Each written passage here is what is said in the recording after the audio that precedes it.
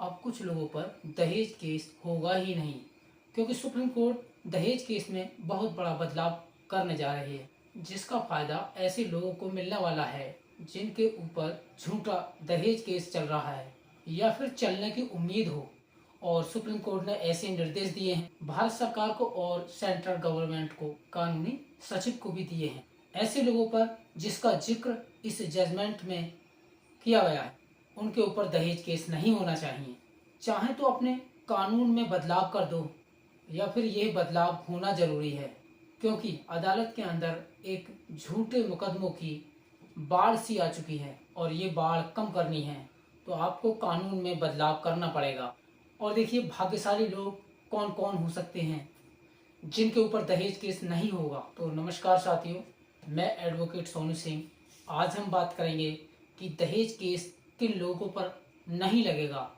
एक जजमेंट आया है सुप्रीम कोर्ट का, उसी के ऊपर हम आज डिस्कस करते हैं। देखिए, आपको अगर ये जजमेंट चाहिए और पढ़ना है तो वो भी हम बता देंगे, वो भी आपको फ्री में प्रोवाइड करा देंगे। जजमेंट किसी को चाहिए तब। नंबर 1, पहली चीज, हस्बैंड और वाइफ के बीच में कोई आपसी नाराजगी और झगड़ा चलते हुए डायरेक्ट दहेज का मुकदमा दर्ज करवाती है, यानी कि 498 का, तो वो ऐसे में वो मुकदमा दर्ज नहीं होगा।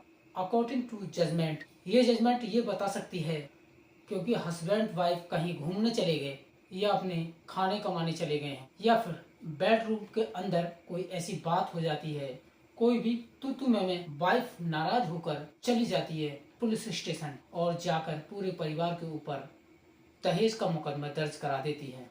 तो ऐसे में इस जजमेंट के अंदर पुलिस को भी निर्देश दे दिए हैं कि आप जांच करिए, डायरेक्ट गिरफ्तार करने की मत सोचो, डायरेक्ट एफआईआर बनाने की मत सोचो। मानते हैं कि आपके पास में पावर है, क्योंकि मामला कॉग्निजेबल ऑफेंस, पर आप किसी को गिरफ्तार एफआईआर करने की मत सोचो। हो सके तो इंसान को उतनी आज़ादी दो। ये सारी बातें इस जजमेंट के अंदर लिखी हैं और मैं एक एक पॉइंट पढ़ाऊंगा आपको इसी जजमेंट के अंदर। नंबर 2, दूसरी चीज, रिश्तेदारों पर दहेज केस नहीं होगा। ये चीज बहुत से लोगों को परेशान करती थी और एक बार रिश्तेदारों पर यह मुकदमा लग जाता था 498 का, इनका तो रिश्तेदार भगवान ने हमें गलत ही बनाया है और हम इसमें बेमतलब फंसते जा रहे हैं। एक बात और, अगर बहन कहीं और जगह पर रह रही है, यानी 1000-2000 किलोमीटर दूर जीजा और कहीं रह रहा है, आपका मौसा फूफा वो कहीं और रह रहे हैं, तो ऐसे केसों में, तो ऐसे मामले में दहेज केस नहीं लगता। लेकिन अब सुप्रीम कोर्ट ने इस जजमेंट में बताया है कि अगर कोई रिश्तेदार आपके घर पर कभी आया ही नहीं और वो 1-2 साल पहले आया था, ऐसे व्यक्ति पर, ऐसे रिश्तेदार पर दहेज केस नहीं लगेगा, क्योंकि उसका क्या कसूर है, तूने उसका बेमतलब बेवजह से उसका नाम लिखा दिया। तो ऐसे में रिश्तेदारों के ऊपर दहेज केस नहीं लग सकता, और किसी के ऊपर लगा हुआ है तो ये जजमेंट ले जाना पुलिस के पास और दिखा देना। डायरेक्ट निर्देश दिए हैं पुलिस को। तीसरी चीज बहुत जरूरी बताई गई है कि हस्बैंड वाइफ के बीच में कोई छोटी मोटी बात हो जाती है और वाइफ जाकर दहेज का पर्चा कटवा देती है, तो अब ऐसे वो पर्चा नहीं कटे, अब दहेज केस नहीं माना जाएगा। ऐसे सुप्रीम कोर्ट ने बताया है, छोटी मोटी बातों पर दहेज केस नहीं लगेगा। नंबर 4, आपसी झगड़ा मियाँ बीवी का है। आपसी झगड़ा बच्चों को लेकर, केयर को लेकर, कपड़ों को लेकर, कई बार आने जाने को लेकर कि तेरी बहन ने मेरी इज्जत नहीं की, मैं तो उनके घर कभी नहीं जाऊंगी। अगर आपसी झगड़ों के चलते नुकसान किसका? कपल के छोटे छोटे बच्चों का नुकसान होता है। इस जजमेंट के अंदर स्पेशली बताया है, आपस में क्लेश करके कोई इधर बट जाता है, कोई उधर बट, और तुम तो अपना फोन पर टाइम पास कर लोगे, तो तू किसी और के साथ, और तू किसी और के साथ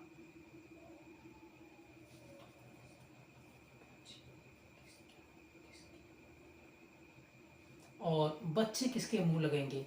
बताइए, बच्चे किसके साथ रहेंगे? पापा मुंह किसी और के साथ, मम्मी मुंह किसी और के साथ। तो ऐसे हालातों को देखते हुए तब पत्नी दहेज का केस करवाती है। नहीं हो, लोग बचने वाले हैं। देखिए, सुप्रीम कोर्ट ने क्या कहा, भारत सरकार को एक कॉपी विधिक आयोग को केंद्रीय कानून सचिव को भाई समाज के हितों के लिए जरूरी हो गया है इस कानून में बदलाव कर। साथियों, यहाँ तक हमारा कंटेंट अगर अच्छा लगा हो तो इसको लाइक कर दें और सब्सक्राइब कर दें, एंड अगर अच्छा नहीं लगा हो तो इसको डिसलाइक कर दें। अगर आपको कोई सुझाव देना है या फिर किसी नए टॉपिक पर कंटेंट पर वीडियो चाहिए या बनवानी है तो आप कमेंट बॉक्स में कमेंट कर सकते हैं। जितने ज़्यादा कमेंट आएंगे उतनी ही जल्दी वीडियो। 26 नंबर पर ज्ञान की बात है कि दुर्भाग्य से वैवाहिक मुकदमेबाजी तेजी से बढ़ रहे हैं। हमारे देश में बढ़ रहा है। हमारे देश में जितनी भी अदालतें हैं उस अदालत सहित मामले आ रहे हैं। दंड संहिता 1860 की धारा 498 ऐसा उत्पन्न हो, जिस प्रकार है कि 498 के प्रति या पति के रिश्तेदार महिला को क्रूरता का शिकार बनाना, जो कोई भी हो का के पति व या पति के रिश्तेदार स्त्री पुरुषों ऐसी महिलाओं के साथ क्रूरता की जाएगी। एक अवधि के लिए कारावास से दंडित किया जा सकता है। 3 वर्ष तक का सजा का प्रावधान किया गया इसमें। 28 यह सामान्य ज्ञान की बात है कि दुर्भाग्य से वैवाहिक मुकदमेबाजी तेजी से बढ़ रहे हैं। हमारे देश में बढ़ रहा है। हमारे देश में जितनी भी अदालतें हैं उस अदालत सहित वैवाहिक मामलों की बाढ़ आ गई है, मतलब बाढ़ सी आ चुकी है। यहाँ स्पष्ट रूप से असंतोष है और अशांति को दर्शाता है। समाज की बड़ी संख्या में लोगों को पारिवारिक जीवन 29 अदालतों में बड़ी संख्या में मामले आ रहे हैं। दंड संहिता 1860 की धारा 498 ऐसा उत्पन्न हो, जिस प्रकार है कि 498 के प्रति या पति के रिश्तेदार महिला को क्रूरता का शिकार बनाना, जो कोई भी हो का के पति व या पति के रिश्तेदार स्त्री पुरुषों ऐसी महिलाओं के साथ क्रूरता की जाएगी। एक अवधि के लिए कारावास से दंडित किया जा सकता है। 3 वर्ष तक का सजा का प्रावधान किया गया इसमें। एक पॉइंट यहाँ भी है, किसी अपराध की जांच का क्षेत्र विशेष रूप में आरक्षित है। पुलिस अधिकारी जिनकी उस क्षेत्र में शक्तियां निरंकुश हैं, जब तक शक्तियां हैं, संज्ञेय अपराध की जांच करने के लिए वैधानिक रूप से शक्ति होते हैं। अब चलते पेज नंबर 13 और करें तो पूरे प्रावधान पर गंभीरता से पुनर्विचार करना होगा। कानून द्वारा वारंट किया गया यही एक बात है। सामान्य ज्ञान किसी अतिरिक्त आपराधिक मुकदमे के कारण अत्यधिक कष्ट सहने पड़ते हैं। सही संबंध यहाँ तक कि मुकदमे में अत्यंत बरी भी किया जा सकता है। पीड़ा के गहरे निशानों को मिटाने में भी सक्षम नहीं। बदनामी का दुर्भाग्य से इनकी संख्या बहुत ही अधिक है। न केवल अदालतों में शिकायतों की बाढ़ आ गई है, इससे भारी समाज अशांति पैदा हुई है, जिससे शांति प्रभावित हुई। समाज की संभावना और खुशहाली या कठिन समय की विधायिका को इस पर विचार करना चाहिए, मतलब न्यायालय को इस पर विचार करना चाहिए। व्यवहारिक वास्तविकताएं और उनके उपयुक्त परिवर्तन करें। मौजूदा कानून विधायिका के लिए इससे लेना अनिवार्य है। सूचित जनता की राय और को ध्यान में रखते हुए व्यवहारिक वास्तविकताओं पर विचार करें और बनाए कानून के प्रावधानों में आवश्यक परिवर्तन पर रजिस्ट्री को इस फैसले की एक प्रति भेजने का निर्देश दें। आयोग केंद्रीय कानून सचिव ये आगे वाला देखिए, प्रति भेजने का निर्देश दे। विधि आयोग और केंद्रीय कानून सचिव इसे भारत सरकार के समक्ष कौन रखता है।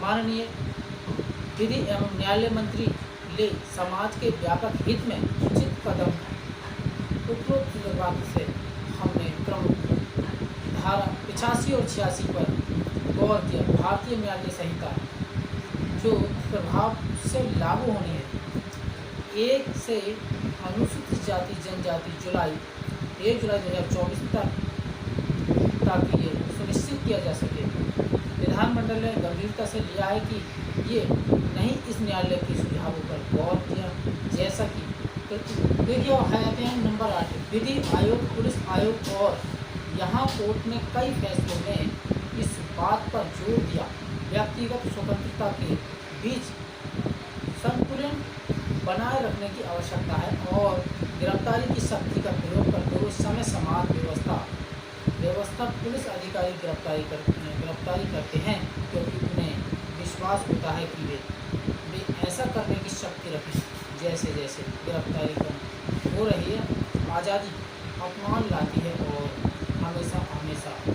हमेशा के लिए घाव देती है। अलग तरह से महसूस करें, ये हमारा मानना है कि कोई गिरफ्तारी नहीं होनी चाहिए,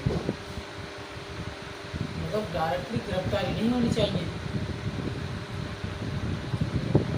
उसको अच्छी तरह से जांच करें पहले, उसके बाद गिरफ्तारी होनी चाहिए। अगर वो अपराधी है तब उसको गिरफ्तार करें, बोला बगैर जांच करे, बिना जांच करे उसको गिरफ्तार नहीं करना चाहिए।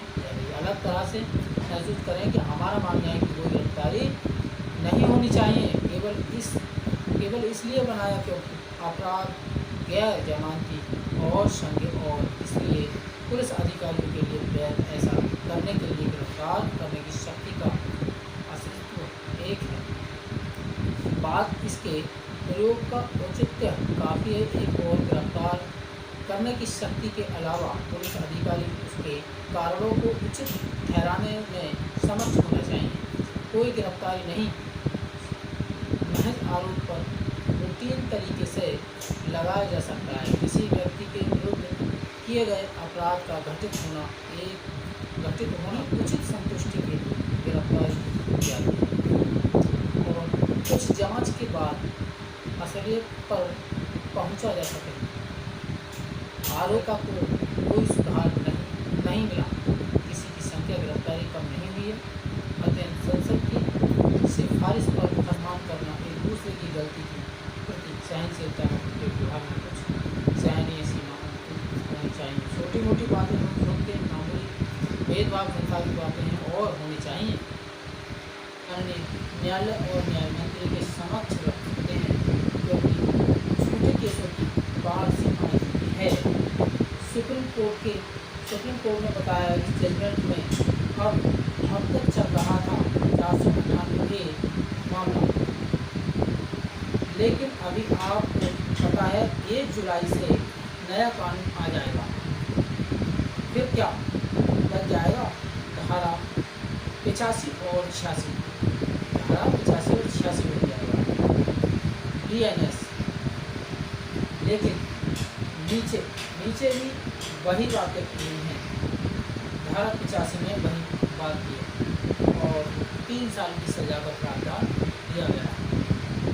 साथियों, अगर वीडियो अच्छी लगी तो उसको लाइक कर दें और अच्छी नहीं लगी तो उसको डिसलाइक कर दें।